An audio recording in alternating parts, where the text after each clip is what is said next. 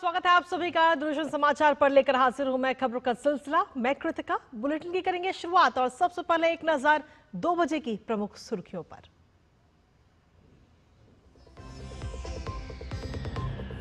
राम मंदिर के शिखर पर लहराई धर्म ध्वजा। प्रधानमंत्री मोदी ने वैदिक मंत्रोच्चार के बीच श्री राम मंदिर के शिखर पर फहराया केसरिया रंग का ध्वज। विवाह पंचमी के अभिजीत मुहूर्त पर हुआ संपन्न।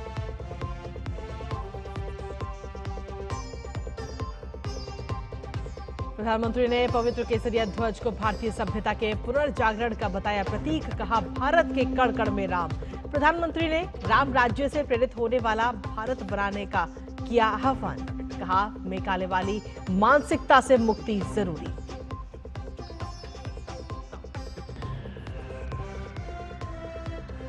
पश्चिम बंगाल में एसआईआर के खिलाफ टीएमसी समर्थक बीएलओ का विरोध प्रदर्शन।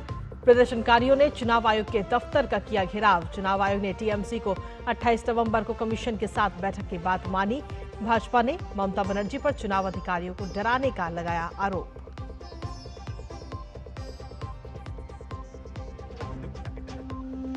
पाकिस्तान ने अफगानिस्तान पर की बमबारी। पाकिस्तानी एयर स्ट्राइक में 9 बच्चे समेत 10 लोगों की मौत। सोते हुए स्थानीय नागरिकों को बनाया निशाना। खोस्त प्रांत की गर्भजो जिले की मगलई इलाके में हुआ हमला। हमले के बाद दोनों देशों में बढ़ा तनाव।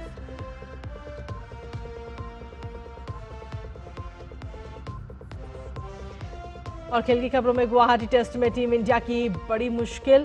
दक्षिण अफ्रीका की बढ़त 500 के पार। 2 मैच की सीरीज में भारत 0-1 से पीछे।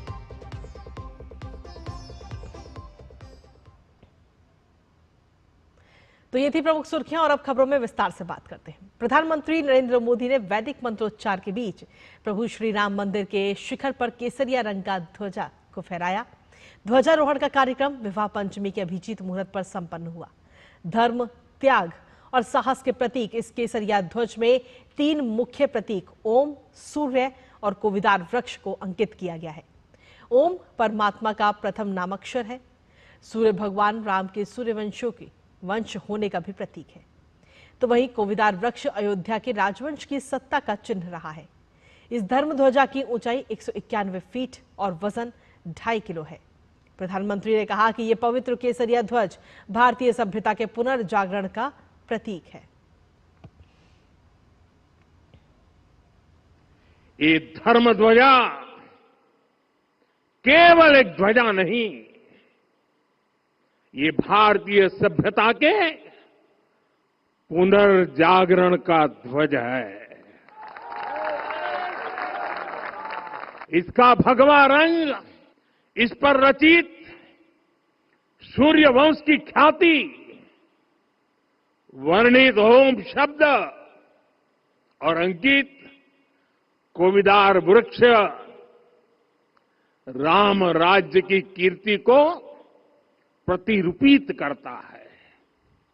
ये ध्वज संकल्प है, ये ध्वज सफलता है, ये ध्वज संघर्ष से सृजन की गाथा है, ये ध्वज सदियों से चले आ रहे स्वप्नों का साकार स्वरूप है। ये ध्वज संतों की साधना और समाज की सहभागिता की सार्थक परिणति है। साथियों, आने वाली सदियों और सहस्त्र शताब्दियों तक ये धर्म ध्वज प्रभु राम के आदर्शों और सिद्धांतों का उद्घोष करेगा। और इससे पहले प्रधानमंत्री नरेंद्र मोदी ने अन्नपूर्णा मंदिर, राम दरबार गर्भगृह और रामलला गर्भगृह में विधिवत पूजा अर्चना भी की।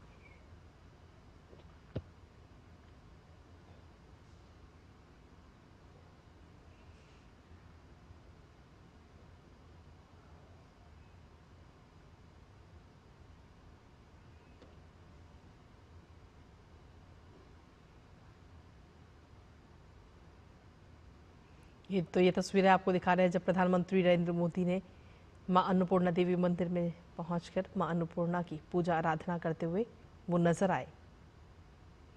और वहीं प्रधानमंत्री नरेंद्र मोदी ने इस दौरान कहा कि अयोध्या नगरी विकास की नई गाथा लिख रही है। साथ ही उन्होंने कहा कि अयोध्या आज विकास और अध्यात्म के संगम का मॉडल है। भगवान राम की प्राण प्रतिष्ठा के बाद से यहाँ 45 करोड़ श्रद्धालु आ चुके हैं। अयोध्या धाम में रामलला का मंदिर परिसर भव्य से भव्यतम हो रहा है और साथ ही अयोध्या को संवारने का काम लगातार जारी है। आज अयोध्या फिर से वह नगरी बन रही है जो दुनिया के लिए उदाहरण बनेगी। त्रेता युग की अयोध्या ने मानवता को नीति दी।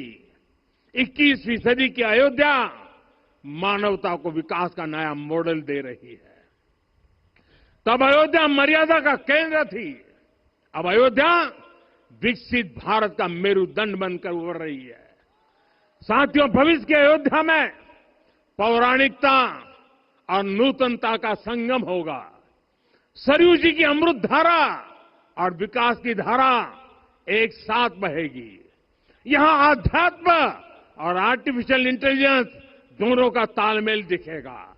राम पथ, भक्ति पथ और जन्मभूमि पथ से नई अयोध्या के दर्शन होते हैं। जब से प्राण प्रतिष्ठा हुई है तब से लेकर आज तक करीब करीब 45 करोड़ श्रद्धालु यहां दर्शन के लिए आ चुके हैं। और वहीं प्रधानमंत्री नरेंद्र मोदी ने अयोध्या में सरयू तट पर स्थित सप्त मंदिर में पूजा अर्चना की। ये भगवान राम की जीवन यात्रा के साथ रहे समाज के हर वर्ग से जुड़े लोगों के सम्मान में बनाए गए 7 छोटे मंदिरों का एक समूह है। इन मंडपों में महर्षि वाल्मीकि, महर्षि वशिष्ठ, महर्षि विश्वामित्र, महर्षि अगस्त्य, निषाद राज, शबरी और ऋषि पत्नी अहिल्या की प्रतिमाएं यहां पर विराजमान हैं। सप्त मंडप का निर्माण राम मंदिर परिसर के हिस्से के रूप में किया गया। ये भगवान राम की समावेशिता और भक्तों के प्रति उनके जुड़ाव को दर्शाता है। भगवान श्री राम ने गुरु वशिष्ठ से ज्ञान प्राप्त किया तो केवट से प्रेम, माता शबरी से मातृत्व का भाव भी प्राप्त किया है। राम मंदिर का दिव्य प्रांगण भारत के सामूहिक सामर्थ्य की भी चेतना स्थली बन रहा है।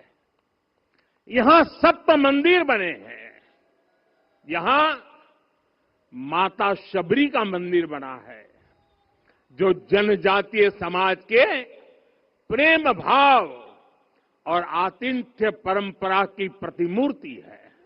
यहां निषादराज का मंदिर बना है। ये उस मित्रता का साक्षी है जो साधन नहीं, साध्य को, उसकी भावना को पूजती है। यहां एक ही स्थान पर माता अहिल्या है, महर्षि वाल्मीकि है, महर्षि वशिष्ठ है, महर्षि विश्वामित्र है, महर्षि अगस्त्य है और संत तुलसीदास है। रामलला के साथ साथ इन सभी ऋषियों के दर्शन भी यहीं पर होते हैं। ये मंदिर हमारी आस्था के साथ साथ मित्रता, कर्तव्य और सामाजिक सद्भाव के मूल्यों को भी शक्ति देते हैं। प्रधानमंत्री नरेंद्र मोदी ने शेष अवतार मंदिर में भगवान राम के अनुज लक्ष्मण की भी आराधना की। मंदिर सरयू तट पर स्थित है। अनुज लक्ष्मण ने प्रभु श्री राम की 14 वर्षों के वनवास के दौरान दिन रात जागकर सेवा की। वो उनके सहचर रहे। लक्ष्मण जी को शेषनाग का अवतार माना जाता है।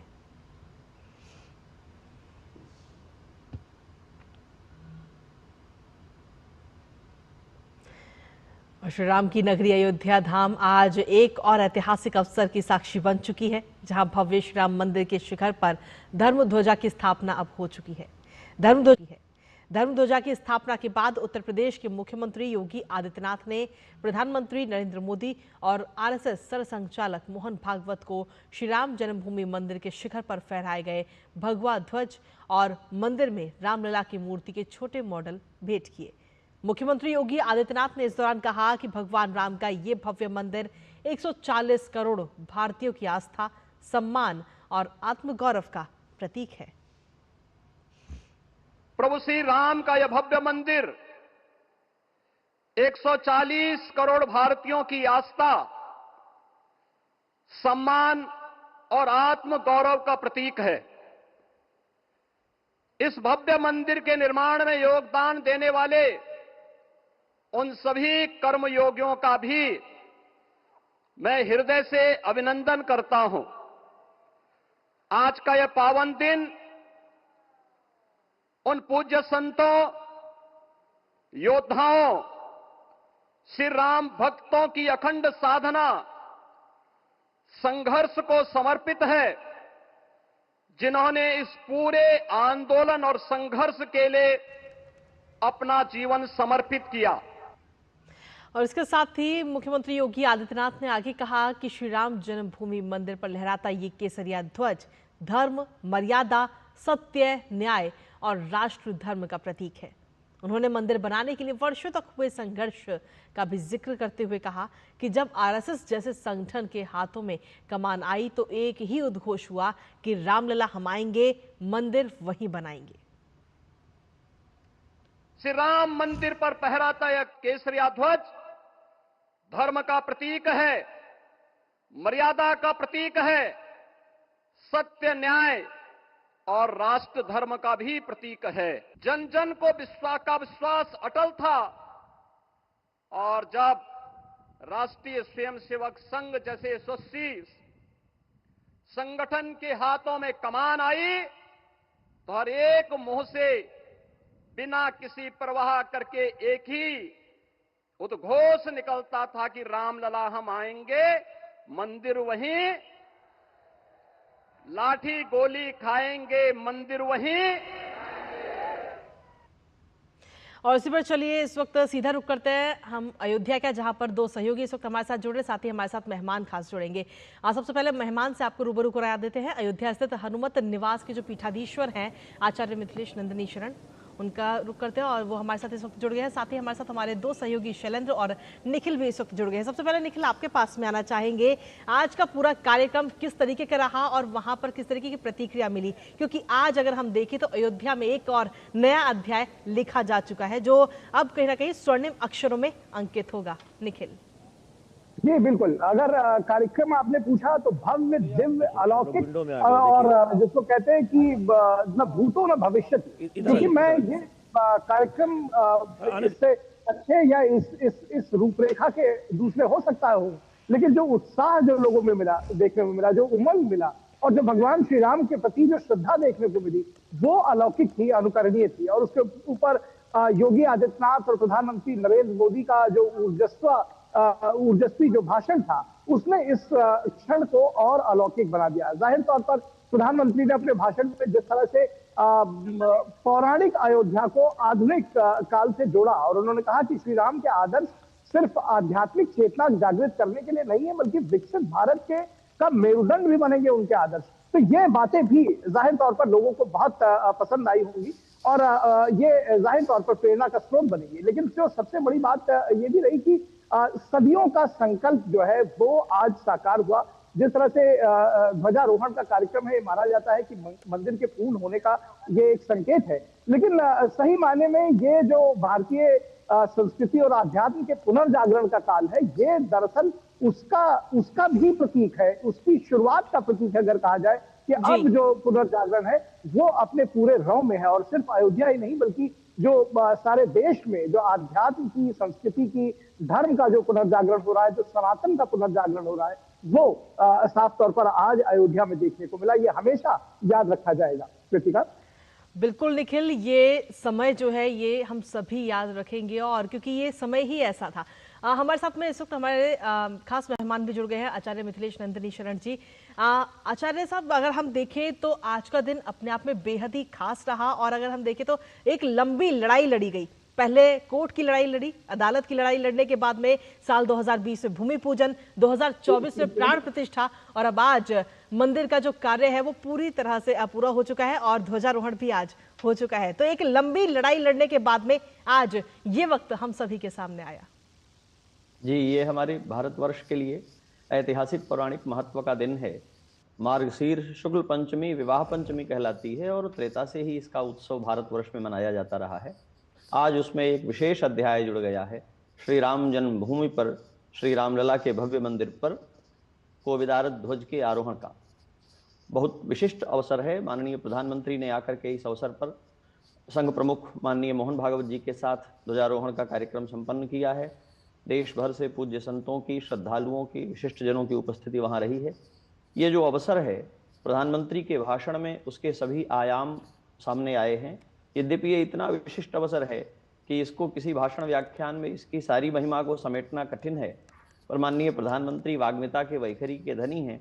उन्होंने इसके सभी आयाम, इसका आध्यात्मिक पक्ष, इसका धार्मिक पक्ष, इसका सामाजिक पक्ष, इसका सामाजिक समरसता का पक्ष जो भगवान श्री राम के रूप में विशेष रूप से व्यक्त होता है, उनके जीवन से, उनके आचरण से विशेष रूप से व्यक्त होता है, उस सब का उल्लेख अपने भाषण में किया है। केसरिया रंग के इस ध्वज में भगवान श्री राम का जो राजवंश का चिन्ह है कोविदार, वो इसमें स्थित है, प्रणव इसमें स्थित है और सूर्य का चिन्ह इस ध्वज में दिखाई पड़ता है। ध्वज के दो भाग होते हैं, एक उसका दंड और दूसरी उसकी पताका। जी गोस्वामी जी महाराज ने श्री रामचरितमानस में उसकी चर्चा की है और माननीय प्रधानमंत्री ने उसका बहुत सुंदर उल्लेख किया है। सत्यशील दृढ़ ध्वजा पताका ये कहते हुए, ध्वज में जो दंड है उसको दृढ़ और स्थिर होना चाहिए और वह सत्य है, और उसमें जो पताका है उसको विनयशील, सुकोमल होना चाहिए और वह शील है, चरित्र है। सत्य की दृढ़ता में चरित्र की सुकुमारता, सौम्यता प्रतिष्ठित हो, भगवान श्री राम ने धर्मरथ का निरूपण करते हुए ये बात कही है और वहां ध्वज का संकेत किया है। आज माननीय प्रधानमंत्री ने अपने वक्तव्य में धर्मरथ का निरूपण करते हुए शौर्य धैर्य के पहियों वाला जो धर्मरथ भगवान श्री राम ने बताया है, जिससे सर्वत्र विजय प्राप्त होती है, उसका उल्लेख किया और आज आरोहण किए गए ध्वज की चर्चा करते हुए इस पूरे विषय को सामाजिक संदर्भ में, आध्यात्मिक संदर्भ में स्थापित किया। हम सब के लिए, भारतवर्ष के लिए, सभी भारतवंशियों के लिए और विशेष रूप से विश्व भर में बसे हुए सनातन धर्मावलंबी जो भारत की ओर देखते हैं इसे अपनी मूल भूमि मानकर, उन सब के लिए बड़े गौरव का विषय है। माननीय प्रधानमंत्री ने यह बात विशेष रूप से रेखांकित की है कि अयोध्या अध्यात्म और आर्टिफिशियल इंटेलिजेंस दोनों के साथ आगे बढ़ने वाली पुरी बन करके भारत की अर्थव्यवस्था, भारत की सारी गौरव व्यवस्था के मेरुदंड के रूप में स्थापित हो रही है। यह अवसर भारत की तिथि में, भारत के पंचांग में, हमारे कालबोध में एक विशेष अवसर के रूप में स्थिर हो गया है। यह ध्वजारोहण भारत के गौरव का भी आरोहण है। ध्वज में दंड पहले ही स्थापित हो चुका था, आज उसमें पताका ही आरोहित होनी थी, इसलिए इसको ध्वज की स्थापना नहीं कह करके आरोहण कहा गया है। कई सारे जिज्ञासु श्रद्धालु ये बात कह रहे हैं कि ध्वज का आरोहण हो या स्थापना हो, स्थापना दंड की होती है और वो पहले विधि पूर्वक की जा चुकी है। उसमें पताका का आरोहण होना शेष था, जो आज माननीय प्रधानमंत्री के द्वारा किया गया है। उसमें प्रणव की का स्वरूप, ओंकार का स्वरूप उसमें दर्शाया गया, जो हमारी आध्यात्मिकता को व्यंजित करता है। सूर्य का चिन्ह उसमें है, जो हमारी जीवनी शक्ति को, हमारी प्रकाश की दृष्टि को व्यक्त करता है। और कोविदार उसमें वृक्ष स्थित है, जो धरती के पोषण करने की शक्ति को, धरती के हम सब संतान हैं, माता भूमि पुत्रो हम पृथिव्याः हम कहते हैं, उसकी भावना को, प्रकृति के संरक्षण की भावना को, पोषण और पालन की भावना को, छाया देने की भावना को व्यक्त करता है, जिसको माननीय भागवत जी ने अपने वक्तव्य में उद्धृत किया और कहा कि वृक्ष सत्पुरुषों की भांति होते हैं, जो स्वयं धूप में रह करके बाकी सबको छाया देते हैं। सनातन धर्म की अवधारणा यही है और आज के ध्वजारोहण में यह सारे विषय हमारे सामने आ गए। बिल्कुल, ये हम सभी ने देखा भी और किस तरीके से हम लगातार विकास को भी आगे बढ़ा रहे हैं, साथ ही आस्था का जो प्रतीक है उसमें भी हम लगातार आगे बढ़ रहे हैं। और आज की जो तस्वीरें हैं वो वाकई हर सनातनी के लिए गौरवान्वित करने वाली हैं। और मैं बेशक अभी स्टूडियो में बैठी हूँ, लेकिन अभी भी रोंगटे खड़े हो रहे हैं जब हम ध्वज पताका को लहराते हुए इस समय देख रहे हैं। हमारे साथ इस वक्त हमारे सहयोगी शैलेंद्र भी बने हुए हैं, उनका भी रुख कर लेते हैं। शैलेंद्र, आप तो खुद वहां पर मौजूद थे, इस भव्य कार्यक्रम का आपने भी आनंद लिया और वो जो तस्वीरें थी आप एक बार साझा कीजिए और साथ ही जो प्रतिक्रिया वहां पर मिली आपको, जो तमाम श्रद्धालु वहां पर पहुंचे थे उनकी तरफ से। कृतिका, इस वक्त अयोध्या में जो माहौल है वो मैं आपको दिखाना चाहूंगा। तमाम लोग जो इस ध्वजारोहण कार्यक्रम का हिस्सा बने इस वक्त हमारे साथ मौजूद हैं। इसमें समाज के हर वर्ग के लोग हैं। हम जानते हैं कि नगर के जो प्रतिष्ठित बाजार है उनके प्रतिनिधियों को बुलाया गया था, निषाद समाज के लोगों को बुलाया गया था, तमाम नेता थे, तो तमाम आम लोग थे, और कहा जा रहा था कि हर कोई खास है, कोई वीआईपी नहीं है, सभी यहाँ पर जो आए हैं वो खास हैं और सभी आम हैं। तो देखिए हम बातचीत करेंगे, जानने की कोशिश करेंगे कि क्या कहना है। ध्वजारोहण का कार्यक्रम हुआ, बताइए क्या कहना है आपका, आप लोगों को आमंत्रित किया गया था। पहले तो हम मोदी जी को, योगी जी को धन्यवाद देंगे और अपने यहाँ के, अपने अयोध्या के जनता को धन्यवाद देंगे। ये हमारे यहाँ जनता इतनी उमड़ उठी कि एकदम बिल्कुल जगह नहीं था। उनका माननीय मोदी जी का अभिनंदन करने के लिए, उनका स्वागत करने के लिए एकदम सब लोग उत्साह से एकदम धन्यवाद किए। आप काफी उत्साह से भरे हुए हैं। प्रधानमंत्री नरेंद्र मोदी का स्वागत करने के लिए हमने देखा कि पूरी अयोध्या की जनता सड़कों पर आ गई थी। रोड शो में हमने देखा कि लोक नृत्य दिख रहे थे। क्या कहना आपको, अब ध्वजारोहण हो गया, आप ज्यादा संख्या में देश और दुनिया से राम भक्त आएंगे? जी बिल्कुल आएंगे, और राम हमारे आदर्श हैं, हमारे ही क्या इस पूरे हिंदू राष्ट्र और भारत के आदर्श हैं, और हम लोग बहुत उत्साहित हैं। और हमारा जो है आज जो है 500 साल का जो है सपना पूरा हुआ। 500 साल का इंतजार था, वो खत्म हुआ था, और अब उस संकल्पों की सिद्धि का वक्त है। आप कुछ कहना चाहेंगे अयोध्यावासी होने के नाते? बहुत अच्छा लग रहा है। ये आज 25 नवंबर का ये दिन बहुत ऐतिहासिक हो गया है, बहुत यादगार। मोदी जी का बहुत बहुत धन्यवाद देना चाहूँगी और योगी जी का भी बहुत बहुत धन्यवाद देना चाहूँगी। हम लोग बहुत उत्साह से भरे हैं। आज का दिन हमारे लिए एक बहुत महत्वपूर्ण और बहुत खास दिन है। देखिए इस तरह से तमाम अयोध्यावासी हैं, आप लोग भी कुछ बात करना चाहेंगे, इधर आइए और बताइए क्या कहना है। काफी मुस्कुरा रही हैं आप, आज का दिन आपको याद रहेगा। बिल्कुल बिल्कुल, जब ध्वजारोहण हुआ तो लोगों की आंखों से हमने आंसू निकलते हुए देखा। मेरी खुद की आंखों से आंसू निकला, और यहाँ की जनता क्या पूरा विश्व इस समय आज के दिन को बहुत याद करेगा और रखेगा आगे आने गौरवान्वित। संजो कर आप जा रही हैं समारोह से, क्या कहना है? मेरा बस यही कहना है, मेरी दादी एक कहावत कहती है, जा पर हट करे जब कोई चंदन अनंत प्रकट तब होई। इतने वर्षों का संघर्ष, इतने वर्षों की प्रतीक्षा आज सबको दिख रहा है। मेरा जवाब है उन लोगों को जिन्होंने कहा था कि आप कितनी भी कोशिश कर लो कि राम मंदिर वहाँ पे नहीं बनने देंगे, तो आके प्लीज एक बार घूम के जाइए। जय श्री राम। बात को मैं आगे बढ़ाता हूँ। जा पर कृपा राम की होई, तब पर कृपा करे सब कोई। तो और दूसरी बात यह है कि राम काज कीन्हो बिना मोहि कहाँ विश्राम। तो पूरा अयोध्या, पूरा देश इस वक्त देख रहा है, और दुनिया में जो भारत की जो संस्कृति है, जो भारत की जो सनातन संस्कृति है, उसके दर्शन हो रहे हैं। आप कुछ कहना चाह रही थी कृतिका? जी बिल्कुल, कहीं ना कहीं अगर हम एक तरह से देखें तो विकास के साथ साथ पर्यटन को भी बढ़ावा लगातार मिलता हुआ नजर आ रहा है, आस्था को भी बढ़ावा मिल रहा है। और हमारे साथ में आचार्य जी भी लगातार बने हुए हैं। आचार्य जी, अगर हम एक तरह से देखें तो विकास भी, पर्यटन भी, आस्था भी, पिछले कुछ सालों में उत्तर प्रदेश के अंदर जो अभूतपूर्व बदलाव हुए हैं, और खास तौर पर रामनगरी अयोध्या में, कैसे देखते हैं इस पूरे सफर को?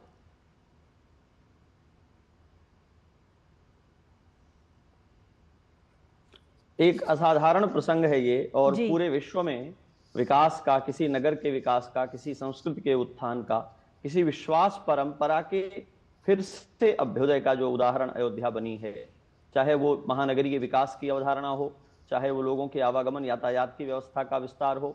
अयोध्या एक ग्रामीण क्षेत्र रहा है, और यहाँ बहुसंख्य लोग जो थे वो आजीविका की दृष्टि से दूसरे महानगरों की ओर जाने वाले लोग थे, खेती किसानी करने वाले लोग थे। किंतु श्री राम मंदिर के निर्माण के साथ ही अयोध्या एक बृहत्तर परिक्षेत्र के योगक्षेम का केंद्र बन गई है। हजारों हजार की संख्या में लोग यहाँ आ रहे हैं, केवल दर्शनार्थी ही नहीं, लाभार्थी भी, आजीविका खोजते हुए लोग। बड़ी बड़ी कंपनियों के होर्डिंग्स अयोध्या में आपको दिखाई पड़ेंगे। बहुत प्रकार की सेवा सुविधाएं देने वाली कंपनियां अयोध्या में आ गई हैं। तो जिन लोगों का ये प्रश्न था कि मंदिर बन जाएगा तो भूखे लोगों को भोजन मिलेगा क्या, उनको आमंत्रित किया जाना चाहिए कि आइए, श्री राम जन्मभूमि में दिन भर भोजन बढ़ता है, आप मुफ्त में भोजन कर सकते हैं। जो पूछते थे कि अयोध्या के मंदिर बन जाने से बेरोजगारों को रोजगार मिल जाएगा क्या, उनको आमंत्रित किया जा सकता है कि आइए, ये आप जो कुछ करने लायक हैं उस तरह का काम आपको शुल्क दे करके कराने के लिए अयोध्या सक्षम हुई है। एयरपोर्ट का निर्माण है, रामपथ का निर्माण है, नगरीय विकास की दृष्टि से। और सबसे बड़ी बात यह है, कोई देश, कोई समाज केवल रोटी कपड़ा मकान की सीमा में नहीं जी सकता। उसकी एक आस्था होती है, उसका एक जीवन मूल्य होता है, उसकी कोई दृष्टि होती है जो उस पूरे समाज को सांस्कृतिक रूप से समृद्ध और मजबूत बना करके रखती है। उसके लिए श्री राम मंदिर के निर्माण ने पूरे भारत में ऊर्जा भर दी है। विशेष रूप से अयोध्या का पूरा परिक्षेत्र, जो 5 कोस की अयोध्या है, जो 14 कोस की अयोध्या है और जो 84 कोस की अयोध्या है, कई जनपदों को, उनकी सीमाओं को अपने में समेटती हुई अयोध्या, इस अयोध्या में आर्थिक दृष्टि से भी, सामाजिक दृष्टि से भी, धार्मिक दृष्टि से भी जो क्रांति हुई है, श्री राम मंदिर उसका केंद्र है। यह भारतीय पुनर्जागरण का केंद्र है, भारत का अपने प्रति विश्वास बढ़ाने वाला अवसर है, जिसके माध्यम से हम राम जन्मभूमि का प्रभाव अपने चतुर्दिक देख रहे हैं। बिल्कुल, और ये बात खुद मुख्यमंत्री योगी आदित्यनाथ ने भी कही कि ये ध्वजा केवल धर्म ध्वजा नहीं है, बल्कि भारतीय सभ्यता के पुनर्जागरण का ये ध्वज है। फिलहाल आप दोनों का बहुत बहुत शुक्रिया आचार्य जी, बहुत बहुत शुक्रिया अपना कीमती समय हमें देने के लिए। साथ ही निखिल और शैलेंद्र, आपका भी बहुत बहुत शुक्रिया तमाम जानकारी हमारे साथ साझा करने के लिए। लेकिन सीधे तौर पर अगर हम देखें तो अयोध्या में भव्य श्री राम जन्मभूमि मंदिर के शिखर पर आज ध्वजारोहण किया गया।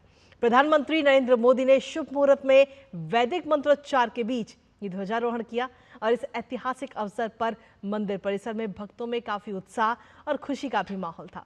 डीडी न्यूज के संवाददाता निखिल सिंह ने मंदिर स्थल पर मौजूद श्रद्धालुओं से मुलाकात की, जिन्होंने इस ऐतिहासिक क्षण को लेकर अपनी खुशी का इजहार किया। आइए आपको दिखाते हैं हमारे सहयोगी निखिल की ये खास रिपोर्ट।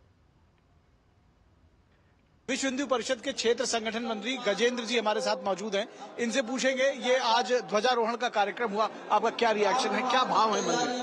मन में भाव है, एक नए युग का प्रारंभ हुआ है, राम राज्य की स्थापना पुनः ये अब ध्वज के बाद प्रारंभ हो जाएगी। देश में भी राम राज्य आएगा और एक देश ऐसा खड़ा होगा जो भविष्य में दुनिया का भी नेतृत्व करने वाला होगा। ऐसा देश खड़ा होगा, ऐसे लोग खड़े होंगे। इस ध्वजा पताके के बाद एक उत्साह का वातावरण है देश में, संपूर्ण देश में और दुनिया में भी। जहां हिंदू है वहां तक एक उत्साह हिंदू समाज में है। हमारे साथ पूर्व चीफ सेक्रेटरी उत्तर प्रदेश अवनीश अवस्थी जी भी हैं। सर, इस अवसर पर क्या भाव है, क्या कहना चाहिए? मुझे तो बहुत खुशी है। मैं अयोध्या से 1997 से जुड़ा हूं, यहाँ कलेक्टर रहा हूं और मैंने वो दिन भी देखा है जब सुप्रीम कोर्ट का निर्णय आया और फिर तुरंत जो है राम मंदिर की तैयारी हुई। वो दिन भी देखा है जब आदरणीय प्रधानमंत्री जी ने शिलान्यास किया था। वो दिन भी देखा है जब आदरणीय प्रधानमंत्री जी ने यहाँ प्राण प्रतिष्ठा की और आज तो खैर ध्वज लहरा दिया। हजारों सालों तक ये याद किया जाएगा क्षण राम मंदिर का, रामलला का। मुझे बहुत खुशी है इस बात की। अपने आप को गौरवान्वित महसूस कर रहे हैं कि जो हमारी सरकार इतना निष्काम, हर जाति, हर वर्ग, हर व्यक्ति के लिए बिल्कुल निष्काम काम कर रही है और हमें आम साधारण जनता को भी राम मंदिर और हमारी इस पुस्तकों को, हर भारत के हर त्योहार को इस सरकार ने एक इवेंट बना दिया है। छठ पूजा, राम मंदिर, दिवाली, होली, दशहरा, मतलब हर त्योहार पूरा देश मिलकर के मनाता है। आज का यह भव्य दृश्य देख करके आत्मा संतुष्ट है और लगता है जीवन धन्य हो गया। भगवान मर्यादा पुरुषोत्तम समरस समाज के आधार मानबिंदु है और आज का कार्यक्रम यह सामाजिक समरसता का आधार मानबिंदु स्थापित करता है, जैसा आज तक दुनिया में कभी नहीं हुआ होगा। जो भी यहाँ पे एमिनेंट पर्सनालिटीज मौजूद हैं, उन लोगों का कहना है कि ये जो आज का समय है निश्चित तौर पर एक युग परिवर्तन का समय है और इसके साथ विकसित भारत को भी आगे लेकर जाएगा। कैमरामैन विकेश के साथ निखिल सिंह, डीडी न्यूज, अयोध्या धाम। तो ये थी तमाम तस्वीरें और तमाम खबरें आज के पूरे कार्यक्रम से जुड़ी राम जन्मभूमि से। और इसी के साथ चलिए अब बाकी अन्य तमाम समाचारों की भी बात कर लेते हैं, जहां पश्चिम बंगाल में एसआईआर के विरोध लगातार अराजक होता जा रहा है।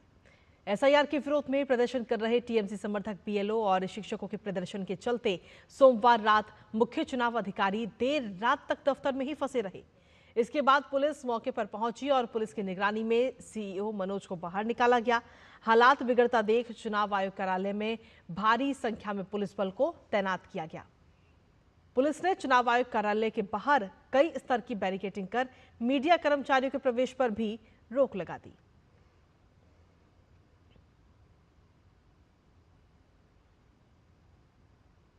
भारत के चुनाव आयोग ने ऑल इंडिया तृणमूल कांग्रेस को एक लेटर लिखकर 28 नवंबर को कमीशन के साथ मीटिंग के लिए उनकी मांग मान ली है।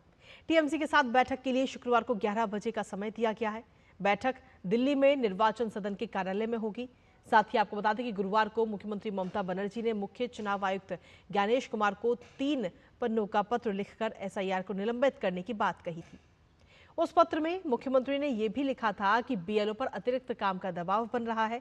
आज उस पत्र के जवाब में निर्वाचन सदन ने बैठक के लिए भी समय दिया हुआ है।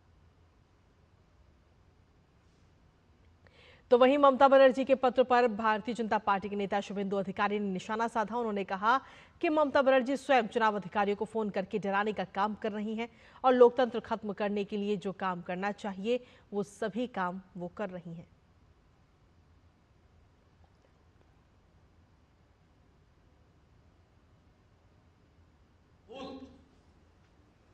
कल आपने नवान्नों का टेलीफोन से इलेक्शन कमीशन का बहुत सारा अधिकारी को डराया है फोन करके। वेस्ट बंगाल में डेमोक्रेसी खत्म करने के लिए जो जो करना चाहिए वो काम ये लोग कर रहा है। इसलिए इलेक्शन कमीशन को तुरंत कार्रवाई करना चाहिए, सेंट्रल गवर्नमेंट का साथ बात करना चाहिए और पश्चिम बंगाल में कॉन्स्टिट्यूशनल बॉडी को प्रोटेक्शन देने का काम इलेक्शन कमीशन को ही करना पड़ेगा। और इसी पर ताजा अपडेट ले लेते हैं। हमारे साथ में हमारे सहयोगी सौरभ दत्ता इस वक्त जुड़ गए हैं। सीधा उनका रुख करते हैं। सौरभ, सीधे तौर पर अगर हम देखें तो इलेक्शन कमीशन के साथ अब बैठक होने जा रही है। तृणमूल कांग्रेस की 28 तारीख का वो दिन रहेगा, लेकिन आपसे जानना चाहेंगे कि आखिर ममता बनर्जी या यूं कहें कि टीएमसी को समस्या क्या है एसआईआर के होने से? देखिए, एसआईआर के चलते हुए जो टीएमसी की जो आपत्ति है वही यहाँ पे चुनाव आयोग के बाहर जो बीएलओ अधिकार रक्षा मंच जो प्रोटेस्ट दिखा रही है, कल से 24 घंटा हो गया, उनका भी जो पॉइंट है वो सारे पॉइंट्स टीएमसी के जो पॉइंट्स है उन्हीं से मिल खा रही है। जब हम लोगों ने आज सुबह इन लोगों से बात किए थे जो यहाँ पे प्रोटेस्ट पे बैठे हुए थे, सवाल क्या था, उनका मांग क्या है? उनका मांग पहला मांग था कि बीएलओ के ऊपर दबाव डाला जा रहा है, काफी दबाव जा रहा है। तो सीओ का क्या कहना है? सीओ का कहना है कि जहां पे 1200 से ज्यादा वोटर है वहां पे अतिरिक्त बीएलओ के अपॉइंटमेंट करने का अप्रूवल दिया हुआ है। तो फिर और दूसरी बात वो कह रहे हैं इंटरनेट के स्पीड, वो इंटरनेट के जो मोबाइल के जो सर्विस प्रोवाइडर्स है उनके साथ भी एक बैठक हुआ है। बीमारी को लेके बोल रहे हैं, सीओ का कहना है कि बीमारी के लेके जो बात बोल रहे हैं ये ईआरओ अगर समझे कि वो बीएलओ बीमार है, वो काम नहीं कर सकती है या काम नहीं कर सकता है, तो डीईओ यानी डीएम के अप्रूवल लेके वो उनको चेंज कर सकती है, चेंज कर सकता है। अब तो फिर ये जो प्रोटेस्ट है ना, तो ये प्रोटेस्ट इसमें सीओ का कोई अप्रूवल नहीं है। ये सीओ का कहना है कि उनका अप्रूवल की जरूरत ही नहीं है। तो सवाल ये है कि प्रोटेस्ट यहाँ पे क्यों हो रहा है, ये सीओ ऑफिस के बाहर क्यों हो रहा है? अगर प्रोटेस्ट होना चाहिए तो जिस जिला में ये घटना घटी है, चाहे वो पूर्व वर्धमान हो चाहे वो कृष्णनगर हो, तो नदिया या पूर्व वर्धमान डिस्ट्रिक्ट के जो डीएम है उनके बाहर, ऑफिस के बाहर होना चाहिए। यहाँ पे क्यों हो रहा है? और जो बीएलओ यहाँ पे आए हैं, हम बहुत सारे बीएलओ के साथ बात किए हैं, उनमें उन्होंने कहा कि वो लोग बीएलओ है ही नहीं, यहाँ पे बैठे हुए हैं। तो कौन है वो लोग? तो हमने जब उनसे पूछा कि आप कौन है, तो वो कह रहे हैं कि हम लोग राज्य सरकारी कर्मचारी जो फेडरेशन, जो तृणमूल का जो वर्कर्स यूनियन है, गवर्नमेंट एम्प्लॉयज का जो यूनियन है, उनके मेंबर से। तो कहाँ काम करते हैं? किसी का कहना है कि वो जल संपद उन्नयन जो दफ्तर है वहां पे काम कर रहे हैं, वाटर रिसोर्सेज डिपार्टमेंट वहां पे काम कर रहे हैं, या फिर अलीपुर या बारीपुर का जो एडमिनिस्ट्रेटिव ऑफिस है वहां पे वो काम कर रहे हैं। तो फिर यहाँ पे क्या कर रहे हैं? अभी तो 2 बज गए, अभी तो ऑफिस का छुट्टी भी नहीं हुआ है और यहाँ पे आने जाने में 2 घंटा लगता है किसी का। तो कब आए और कब जाए, उनका ड्यूटी कौन किया? जो यहाँ पे बैठे हुए हैं उनका ड्यूटी कौन कर रहा है? तो ये सवाल सुन के किसी को तो गुस्सा आ रहा है और कोई समझाने के लिए कोशिश कर रहे हैं कि वो लोग छुट्टी लेके आए हैं, बात करके आए हैं। लेकिन जब उनसे पूछा जा रहा है कि आपका काम कौन कर रहा है, इतने सारे लोग यहाँ पे तैनात में आ गए तो आपका काम कौन कर रहा है, जवाब उनके पास नहीं है। एक सज्जन तो ये भी कह रहे हैं कि वो बीएलओ नहीं है, लेकिन उनके कॉलीग्स के दर्द से वो इतना व्यथित है कि उनको दर्द के लेके यहाँ पे बैठे। दर्द जता रहे हैं यहाँ पे। सौरभ देखिए, तो कुल ये मिलाकर सारा अगर हम माहौल है। देखें तो जिस तरीके की बातें टीएमसी की तरफ से कही गई कि बीएलओ के ऊपर दबाव है काम को लेकर के, और इसी वजह से उनकी मृत्यु के मामले भी सामने आ रहे हैं, जो आरोप इस वक्त लगाए जा रहे हैं, इलेक्शन कमीशन उनको लेकर के कई बार जवाब भी दे चुका है। और अब जो हाल ही में नए निकलकर मामले सामने आए हैं उसमें अगर हम देखें तो कई मामले ऐसे भी हैं जिसमें कहा जा रहा है कि जो टीएमसी के समर्थक हैं वही दबाव बना रहे हैं बीएलओ के ऊपर। देखिए कृतिका, ये पूरा जो टाइमलाइन है ना, टाइमलाइन को अगर देखेंगे, गुरुवार को सीएम ने चिट्ठी लिखा गणेश कुमार को, चिट्ठी लिख के वो फुल विरोध में गई, उस चिट्ठी को पब्लिक कर दिया ताकि जनता जान सके कि उस चिट्ठी में उन्होंने क्या कहा है। जो उन्होंने कहा है उसके बाद ही ये बीएलओस को इकट्ठा करके यहाँ पे प्रोटेस्ट मंच खड़ा कर दिया गया। और इस बीच रविवार को तृणमूल के राज्यसभा एमपी अलग से चुनाव आयोग को चिट्ठी लिखते हैं, वहां पे कहते हैं कि उनको समय चाहिए बैठक करने के लिए, वो मंजूरी भी मिल गया। लेकिन इसी बीच वो यहाँ पे सीओ ऑफिस को घेराव कर चुके हैं, सीओ को रात भर यहाँ पर रहना पड़ा। और जबकि सीओ का कहना है सार्वजनिक तो गाइडलाइन निर्वाचन कमीशन के तहत हो रहा है, तो अगर आप निर्वाचन सदन को, चुनाव आयोग के दिल्ली के जो सेंट्रल कार्यालय है, जो वहां पे अगर आप चिट्ठी लिख रहे हैं या बैठक की मांग कर रहे हैं, तो आपको तो वेट करना चाहिए, आप यहाँ पे प्रोटेस्ट कहाँ शुरू कर दें। तो ये जो सारा जो माहौल है ना, ये कहीं पे ये माना जा रहा है कि 20 दिन के बाद जब कमीशन ने ये आंकड़ा भी कहा है कि जो अनट्रेसेबल वोटर्स यानी मृत वोटर्स, एब्सेंटी वोटर्स, स्थानांतर हुए वोटर्स, ये जो सारे वोटर्स है, इनका अभी तक का जो आंकड़ा है वो 10 लाख से ज्यादा है जी। अभी तक पूरा हुआ नहीं है। तो अब जब 20 दिन के बाद आपने क्या सोच के इन बीएलओ को कहा कि जाओ यहाँ पे जाके धरना मंच करो, ये तो बीएलओ तो है नहीं। बिल्कुल। अगर जो 100 है तो उनमें 5 या 10 या बीएलओ है, बाकी तो सब तृणमूल के वर्कर्स यूनियन के मेंबर्स से सपोर्टर्स है। तो क्या साबित क्या करना चाहते हैं, इसके लिए सवाल उठा रहे विपक्ष, और जिस सवाल का अभी तक कोई सही जवाब नहीं मिल रहा है सत्ता पक्ष से। बिल्कुल, क्योंकि सौरभ अगर हम देखें तो एसआईआर की प्रक्रिया सिर्फ पश्चिम बंगाल नहीं बल्कि देश के बाकी कई राज्यों में भी चल रही है। वहां से इस प्रकार की कोई खबरें नहीं आ रही, ना विरोध की खबरें हैं, ना एसआईआर को निलंबन की खबरें हैं, ना निलंबन की मांग की जा रही है। लेकिन पश्चिम बंगाल से ही इस तरह की खबरें लगातार सामने आ रही हैं। और हाल ही में हमने कई सारी तस्वीरें ऐसी भी देखी है जो पश्चिम बंगाल के बॉर्डर की हैं, जहां पर लोग इकट्ठा हो रखे हैं और वो कह रहे हैं कि हम एसआईआर की वजह से बांग्लादेश अपने जो घर है वहां पर वापस जा रहे हैं, जो सालों से पश्चिम बंगाल के अंदर रह रहे थे। देखिए ये भी एक पॉइंट है कि जब ये हाकिमपुर पोस्ट का जो तस्वीरें सामने आया कि जब देखा गया कि बांग्लादेशी कह रहे हैं कि हाँ हम यहाँ रह रहे जी, हाँ हमारा वोटर कार्ड, आधार कार्ड टीएमसी ने बनवा दिया, शर्त यही था कि वोट टीएमसी को देना है जी। पूरा कैंप करके इकट्ठा करके डॉक्यूमेंट्स कलेक्ट करके उनका पूरा इंडियन रेसिडेंट्स का जो प्रूफ है, डॉक्यूमेंट्स है, वो सब तैयार किया गया है। वो कह रहे हैं, वो ऑन माइक कह रहे हैं। और टीएमसी के लीडर्स क्या कह रहे हैं, वो कह रहे हैं कि हाँ हमारा सरकार मानव दर्दी सरकार है, तो कोई अगर यहाँ पे आते हैं तो उनका प्रोजेक्ट का जो सरकारी प्रकल्प जो भी है, सरकारी योजना जो भी है, उसका सुविधा हो जाता है। और वो कह रहे हैं कि सिर्फ बंगाल में नहीं पूरे देश में फैले हुए हैं बांग्लादेशी। ये जो रिएक्शन, ये जो बाइट्स जो सब सामने आए, तो सब में ये रिएक्शन हो रहा है ना, भाई बंगाल में हो क्या रहा है, कहाँ से आए इतने बांग्लादेशी यहाँ पे। तो ये सारे सवाल को लेके, और यहाँ पे जो बीएलओ अधिकार रक्षा कमेटी जो विरोध प्रदर्शन कर रही है, उसका और एक बात है, बंगाल में 80,681 पोलिंग स्टेशन है। हर पोलिंग स्टेशन के लिए एक बूथ, और जिसमें 1200 वोटर है उसमें और भी ज्यादा बूथ के लिए बीएलओ है जी। तो 80,681 अगर बीएलओ है तो यहाँ पे कितने लोग बैठे हुए हैं। उनका खुद का कहना है, जब उनको पूछा गया कि आपकी इस बीएलओ अधिकार रक्षा कमेटी जो आप कह रहे हैं कि बीएलओ के हित में कह रहे हैं, कितने मेंबर्स हैं आप, वो तो फिगर बोलिए, तो वो कहते हैं 1000। सही सवाल होगा ना कि अगर आपका 1000 मेंबर है तो 80,681 पोलिंग स्टेशन है। आप सोचिए प्रतिशत अगर हिसाब करेंगे तो कितने प्रतिशत आएंगे ये।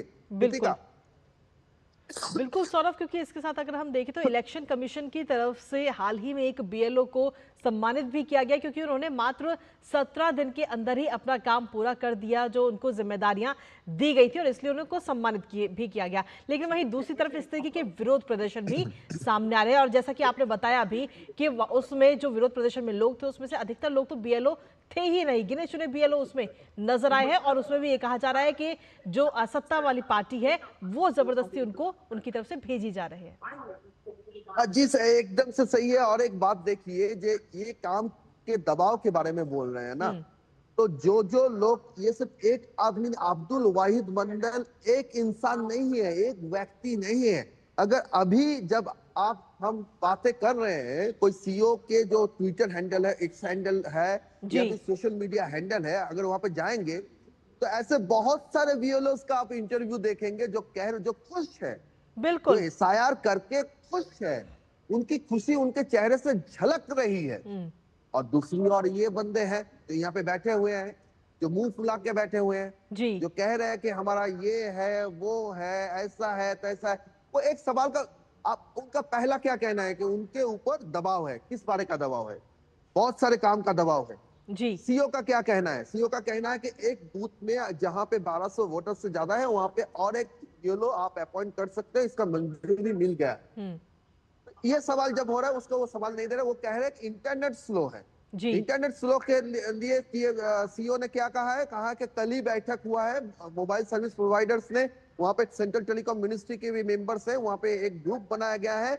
आप एक जगह पे एक समय 1 घंटा, 2 घंटा, 3 घंटा पूरे जिले में एक जगह पे हो सकता है इंटरनेट के प्रॉब्लम हो, पूरे जिला में हर जगह में। ये तो हो नहीं सकता ना कि हर वक्त दिन के 24 घंटे वहां पे इंटरनेट का प्रॉब्लम है, स्पीड का प्रॉब्लम है, ऐसा तो नहीं है ना। उसको सुलझाने के लिए भी एक ग्रुप किया गया है। तीसरी बात उनका क्या था? बीमारी। तो वो तो मैंने बताया कि वो डीएम के अप्रूवल से वो किसी और को दे सकते हैं। तो फिर जब हर दावे का सलूशन बातचीत से हो सकता है, तो यहाँ पे ये घेराबंदी क्यों? जहां पे जो पत्रकार जो लोग हैं वो भी जा नहीं सकते। यहाँ पे ये चुनाव आयोग कॉन्स्टिट्यूशनल बॉडी है। हम सुबह से यहाँ पे खड़े हैं सड़क पर, हम बोलना नहीं चाहते थे, लेकिन हम समझाने के लिए बोल रहे हैं कि सुबह से यहाँ पे खड़े हैं, हम अंदर जा नहीं सकते। पुलिस का कितना सारा बंदोबस्त है, यहाँ पे इंतजाम है, बैरिकेड के ऊपर बैरिकेड खड़ा किया है, लेकिन 7 लोग वहां पे चले गए, अभी तक उनको हटाया नहीं गया चुनाव सीईओ ऑफिस के घर से बाहर से। तो वो 7 लोग वहां पहुंचे कैसे? जी बिल्कुल, इतने समय तक वहां पे थे कैसे? जब यहाँ पे कृतिका आर्जिकर प्रोटेस्ट हुआ था, तब डॉक्टर्स ने जब साइकिल रैली किया था, तो साइकिल रैली करने के लिए हियर स्ट्रीट पुलिस स्टेशन में, बोबाजार पुलिस स्टेशन ने उनके खिलाफ केस दर्ज किया गया था। डॉक्टर्स लोगों को थाने में आके जवाबदेही करना पड़ा कि क्यों एक डॉक्टर की मौत हुआ है, उसके लिए वो साइकिल रैली निकाले। और यहाँ पे जो कह रहे हैं कि तृणमूल के सपोर्टर्स है, कॉन्स्टिट्यूशनल बॉडी के दरवाजे पे आके विरोध कर रहे हैं, सीईओ घेराव में रहते हैं, हर ऑफिसर को आने जाने के लिए एक फाटक बनाया गया है, उनके खिलाफ कोई एक्शन नहीं होगा। कृतिका, ये देश की जनता नहीं पूछेगी, बंगाल की जनता नहीं पूछेगी, वो डॉक्टर्स नहीं पूछेंगे जो 40 घंटे सरकारी अस्पताल में काम करते हैं, लगातार काम करते हैं। उनका अगर एक गलती हो गया तो इंसान की जान भी जा सकती है और इंसान बच भी सकता है। ऐसी स्थिति में काम करते हैं जो पुलिस है, ये भी तो फेस्टिवल में काम करते हैं। बिल्कुल सौरभ, अगर कुल मिलाकर हम देखें तो अपने आप में कई सारे सवाल इस समय खड़े हो रहे हैं एसआईआर को लेकर के, लेकिन फिलहाल हम सबकी नजर इस समय है शुक्रवार के दिन जब ईसीआई के साथ में अहम बैठक होगी टीएमसी की। उस मीटिंग में क्या कुछ निकलकर सामने आता है, आप लगातार इस पर नजर बनाए रखिएगा। लेकिन फिलहाल बहुत बहुत शुक्रिया सौरभ, तमाम जानकारी हमारे साथ साझा करने के लिए, इस महत्वपूर्ण खबर से जुड़ी हुई। और इसी बीच खबरों में रुकेंगे छोटे से ब्रेक के लिए, आप बने रहिए हमारे साथ और देखते रहिए डीडी न्यूज।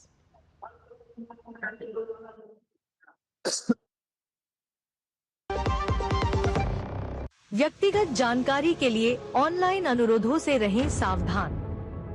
कुछ भी जानकारी देने से पहले जरूर सोचें। कोई भी वैधानिक कंपनी फोन या इंटरनेट पर आपसे निजी जानकारी कभी भी नहीं मांगती, इसलिए ऐसे कॉल या ईमेल आने पर अपनी जानकारी देने से पहले समझदारी दिखाएं और सावधानी बरतें।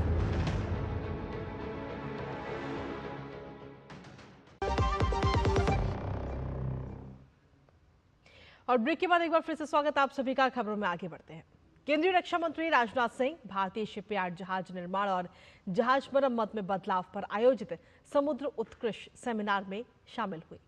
दिल्ली में रक्षा मंत्री राजनाथ सिंह ने इस सेमिनार में भारत की समुद्री सुरक्षा में देश के शिपयार्ड के योगदान की सराहना की। रक्षा मंत्री राजनाथ सिंह ने भारत की समुद्री सुरक्षा के लिए शिपयार्डों के महत्व पर भी जोर दिया। आपको बता दें कि इस सेमिनार में स्वदेशी जहाज निर्माण, तकनीकी नवाचार और समुद्री अवसंरचना में प्रगति पर प्रकाश डाला। रक्षा मंत्री ने इस दौरान कहा कि नौसेना की ताकत किसी भी देश के लिए अहम है और एयरक्राफ्ट कैरियर सेना की ताकत का केंद्र बिंदु है, क्योंकि इसकी मदद से कोई भी देश बिना किसी दूसरे देश की जमीन का इस्तेमाल किए अपनी हवाई शक्ति को मजबूत और सुरक्षित कर सकता है।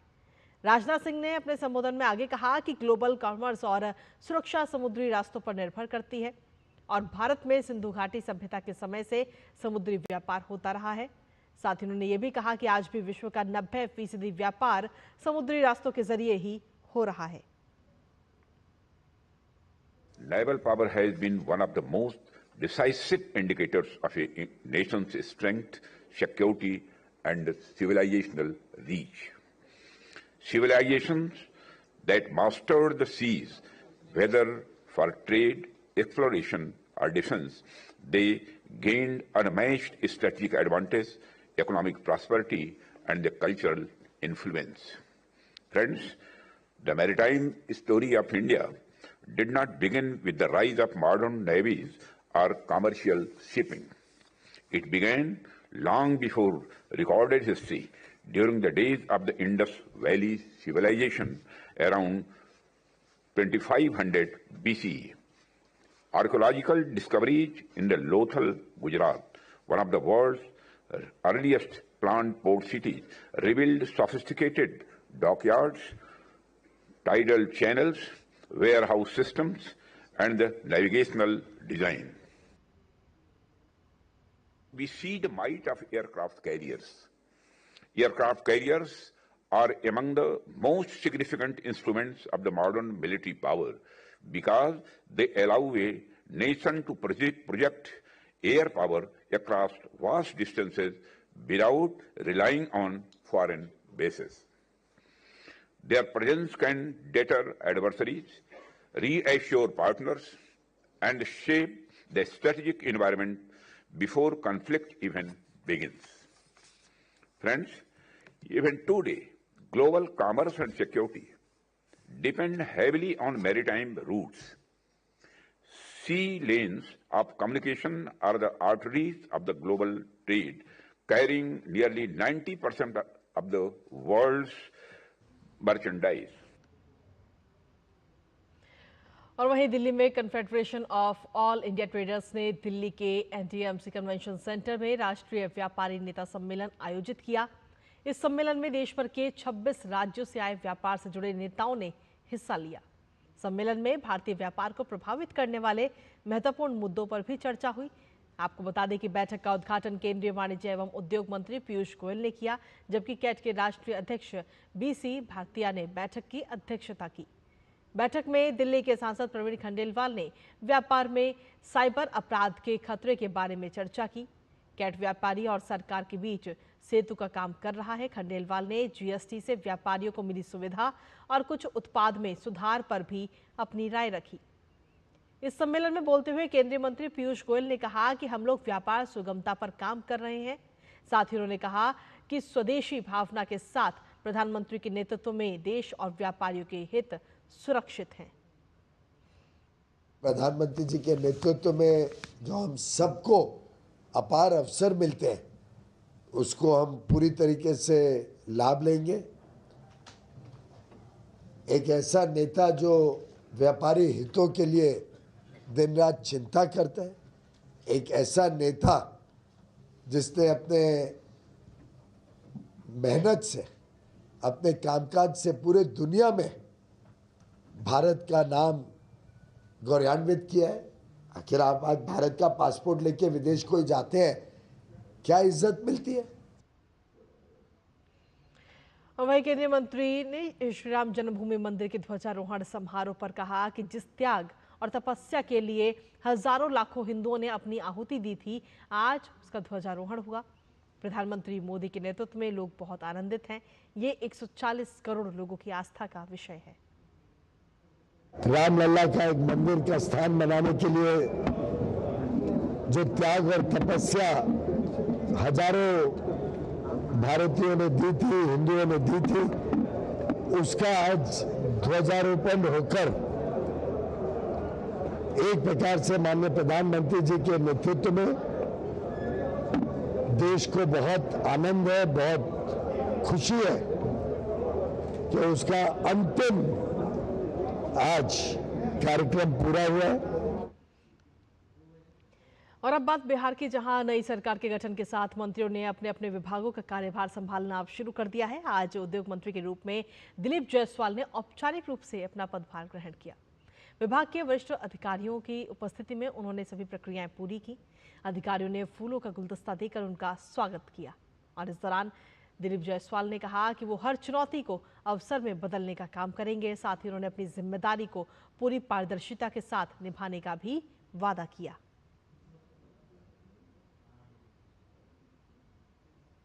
उद्योग विभाग का प्रभार आज मुझे मिला है और मेरा शुरू से स्वभाव है कि हर चुनौती को मैं अवसर में बदलने का काम बाबा भोलेनाथ की कृपा से करता हूं।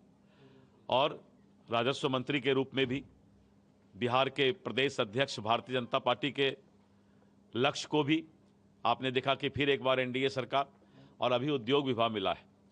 मुझे पूरा विश्वास है कि प्रभु के कृपा से मैं अपने जिम्मेवारी को पारदर्शिता के साथ और निभाने का प्रयास करूंगा और युवाओं को जो रोजगार और बिहार में निवेश, इसका भरपूर प्रयास उद्योग विभाग रहेगा। बिहार के पटना में संजय कुमार सिंह ने पब्लिक हेल्थ इंजीनियरिंग विभाग के मंत्री का पदभार संभाल लिया है। पदभार ग्रहण करने के बाद उन्होंने कहा कि मुख्यमंत्री नीतीश कुमार द्वारा बनाई गई योजनाओं को जन जन तक पहुंचाना उनकी प्राथमिकता होगी। साथ ही उन्होंने ये भी बताया कि जो जल मीनारें वर्तमान में बंद हैं, उन्हें फिर से सुचारू रूप से चालू करना विभाग की प्राथमिकता है। माननीय मुख्यमंत्री जी के द्वारा जो 7 निश्चय योजना है, उसको हम लोग जन जन तक कैसे पहुंचाएं, कैसे उसमें आम लोगों को स्वच्छ जल मिले, ये हमारी प्राथमिकता होगी। और हमारे डिपार्टमेंट से जुड़े हुए जो भी अभी तक, जैसे आपका जल मीनार बंद है, बहुत सारे जल मीनार बंद है, उसको चालू कराना प्राथमिकता होगी कि कैसे लोगों को शुद्ध जल मिले। इसके लिए हम लोग आज 4 बजे फिर बैठक भी रखे हैं और सारे अधिकारियों से हम उसकी अद्यतन जानकारी लेंगे कि अभी तक कहाँ का क्या स्थिति है।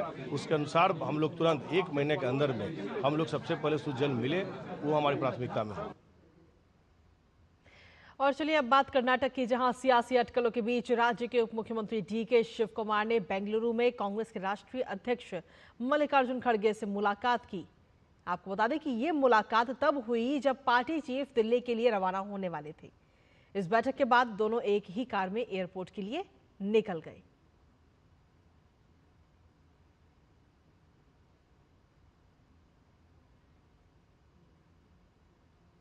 रेजिमेंट के धार्मिक आयोजन में हिस्सा लेने से इनकार करने पर बर्खास्त किए गए सैन्य अधिकारी सैमुअल कमलेसन को सुप्रीम कोर्ट ने राहत देने से इनकार कर दिया है। सीजेआई सूर्यकांत और जस्टिस जयमाल्या बागची की बेंच ने दिल्ली हाई कोर्ट के उस आदेश में दखल देने से मना कर दिया जिसमें बर्खास्तगी को सही ठहराया गया था।